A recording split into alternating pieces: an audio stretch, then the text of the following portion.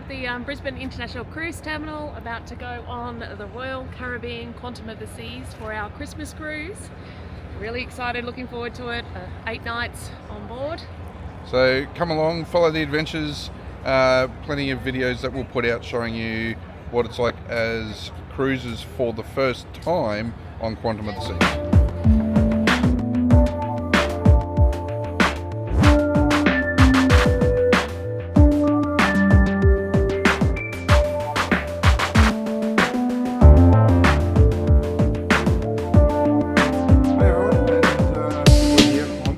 On our deck, and it's actually well and truly into day 2, but we thought we'd give you a review of day 1 because there was a lot, and whilst we're experienced travellers, it is the first time for us on Quantum of the Seas.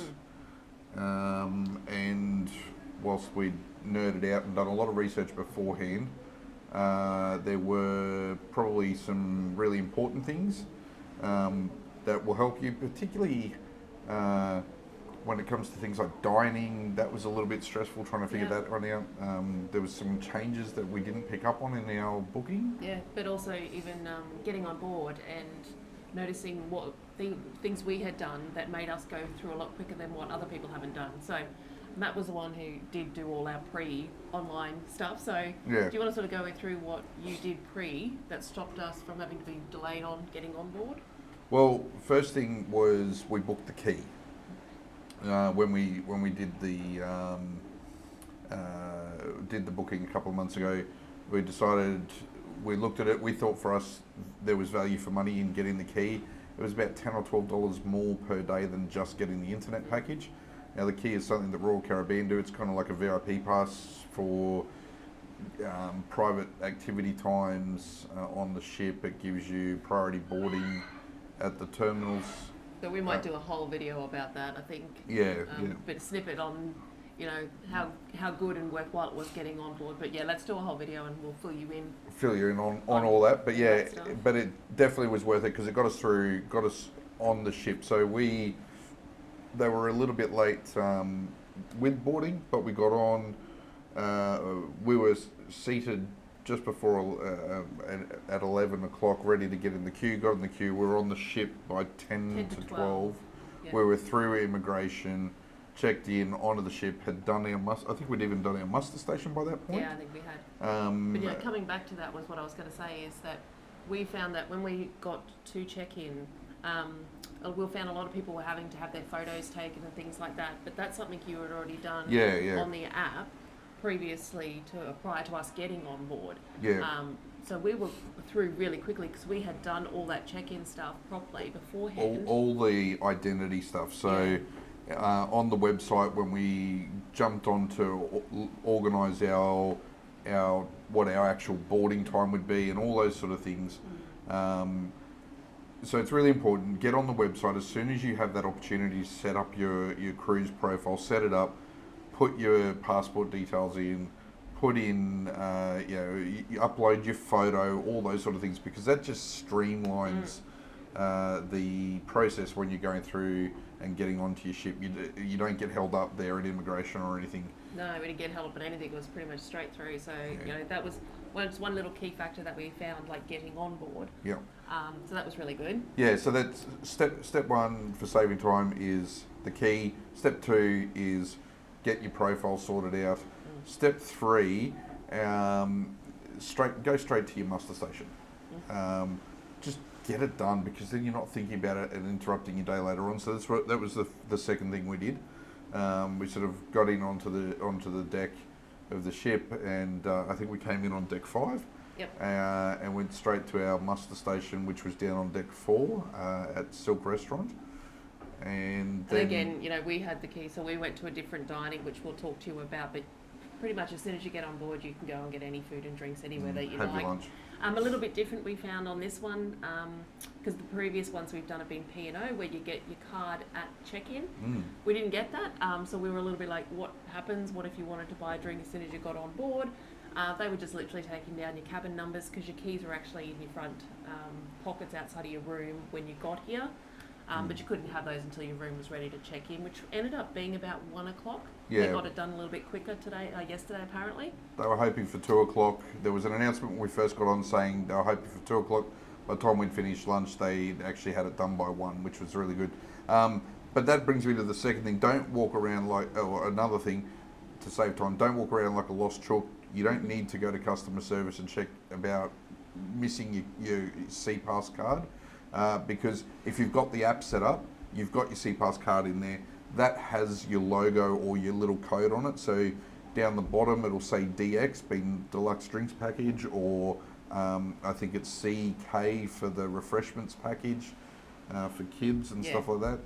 So you've got a digital copy of your Seapass card, or set sail pass in your app. Yeah, so that was vital to have that. So for anyone that can't do that, make sure you try and help somebody else out who doesn't have it, because it's pretty vital and saves a lot of time to actually have that, especially in that first few hours while you're on board. Yeah. So get on board with everything set up, like your app downloaded, installed, logged in, everything like that. Trying to think. I was going to say, so the next thing I did after lunch, Matt had gone and actually prepared a voucher for me to go to the spa. So I had that lined up to do Still Manny and Petty about 1:45, so it was an hour and a half or so after we got on board. Really, really good point to know though, because I'd actually never done that getting on board, and how quiet it was in there. It was fantastic. Like, there was barely anybody in there. But because he'd already bought it before we got on, we bought that in Australian dollars. So getting on board, I think whatever it was, say it was $200 Australian, as soon as you get on board here, the price is, nearly doubled. So having done that prior to getting on board and locked in the time and everything was great. Yeah, and we say, Deb says double, it's at least 50% more, because you've got to remember there's about a 30 to 35% plus exchange rate. Gratuities on top. And then you've got your 18% gratuities on top. So it adds up. So pre-purchasing, again, anything before you leave, you know what it is because it's in Australian dollars. Yeah. And so it's going to save you not only time, but it's also going to save you your money and heartache, and not having to stress about how much is it actually going to cost me, because you've already paid for it. Another thing we did forget, which we had prepared for but we did leave behind, was your wall charges, because they're US, European and US wall sockets in the rooms. But luckily enough, we were able to go downstairs and they did have them on for sale. Yeah. So we had our charges, but not the adapters. Yeah. So I blame Deb. She blames me. Just one of those usual things. So there are supplies that you can get on board. You will pay a fortune for them though, so try not to forget. So there's a money saving tip. Don't forget your Don't adapters. Forget, honey, next don't time. Forget. Do not forget. No, definitely don't. First day we had our lunch, as we mentioned, as part of the key thing. That was down in one of the specialty restaurants on deck 3, and that's a limited menu from Chops Grill that you get as a traveller with the key.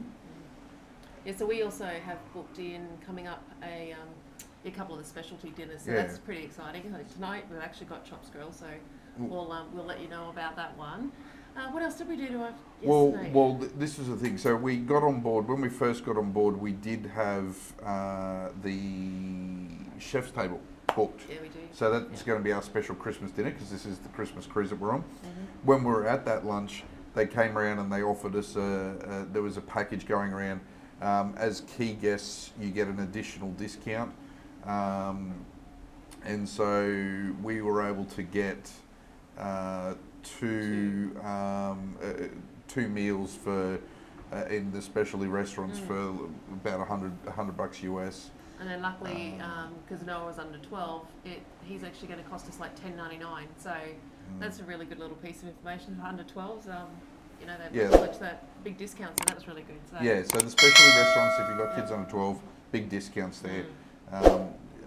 which is really great. Yeah, and the other thing, just to clear up, we actually didn't understand this. So we had on our cards when they arrived all-time dining, which Matt had thought he'd already booked us in. Well, we had, yeah. This was the thing. Dining changed for us. Yeah, we did have an 8 p.m. Might have been user error, but we'll go with it. Maybe it was user error, but I don't recall changing it. Deb doesn't recall changing it, but all of a sudden yesterday it appeared all-time dining. Yeah, so we didn't really know. We knew that it was like you could dine any time, but we're not sure. Everyone's saying you must book. Anyway, we found a counter down on level 4 at Silk on one side, and there's American, whatever it is, on the other side. Yep. There was a little counter there, and yeah, basically we chose a time for whatever nights that we wanted. You could do one night here, one night off, this early this night, like, late, whatever you wanted. And so we booked the whole week for those main dining areas for a time that we wanted. So just a bit of a tip, if you've got that all-time dining on your boarding thing, go and book in. And otherwise do it early. You might be waiting. Yeah, do it early as well, because even though you can change it throughout the cruise, you want to try and get in during, as early as possible to get that sorted, because the anytime dining, and I think you can do it in the app as well. No, you have to do it once you're on board. Yes, correct. We found that out Sorry, we found that out yesterday. You can only do it once you're on board. But the challenge there is the dining spots do start to fill up.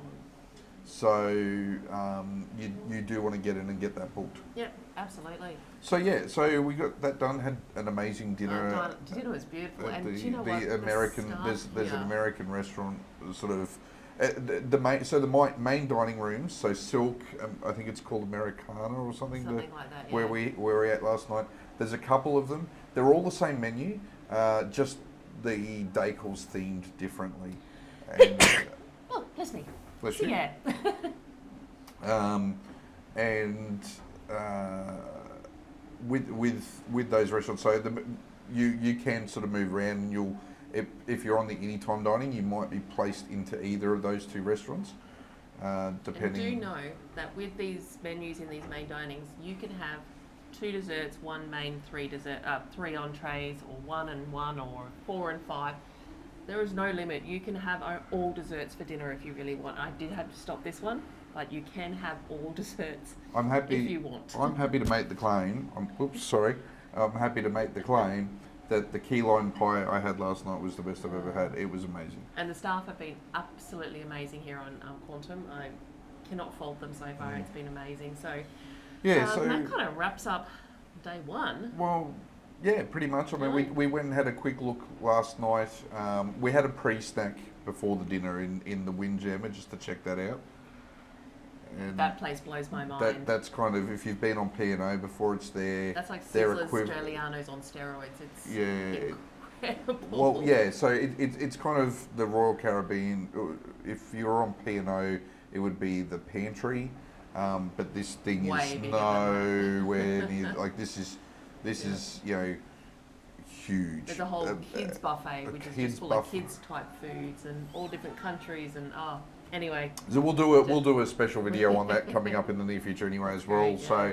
So, but look, that's just our first day. First timers on Quantum. Great views. The sea's pretty steady. I think they're predicting only a baby swell of about a metre and a half tomorrow. Yeah. So as we get closer to Vanuatu, so it's pretty cool. We've got a couple of days until we get there still. So we'll let you know. That's day 1, and off to Formal Night tonight.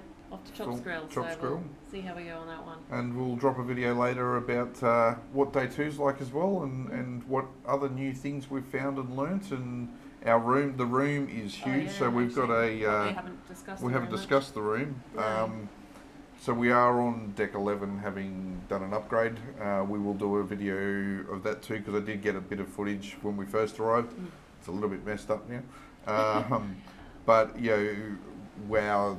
Even if we had not got the balcony, which we bid for in an upgrade, and we were just still in an ocean view only room, the size of the room is huge. It's good, and I was a little bit disheartened when I first walked in because I thought there was not a lot of storage, but ended up being storage above the beds, under the beds, you know, in different drawers, things that I didn't quite realise when I first walked in. I was expecting, like, you know, on P&O you've got like the whole hanging wardrobe and all the drawers, and but I think this actually has got more, to be honest. It just was not visible straight away. So. It feels like, and as I said, we'll do a video more about the room. We'll sit down and sort of show you some footage and that, but it feels like they use the space smarter. That big walk-in robe that you get on the P&O cabins just has always, to me, felt like wasted space, and this just feels like such a better use of it. So anyway, that's day one. Thank you for tuning in, and we'll see you later.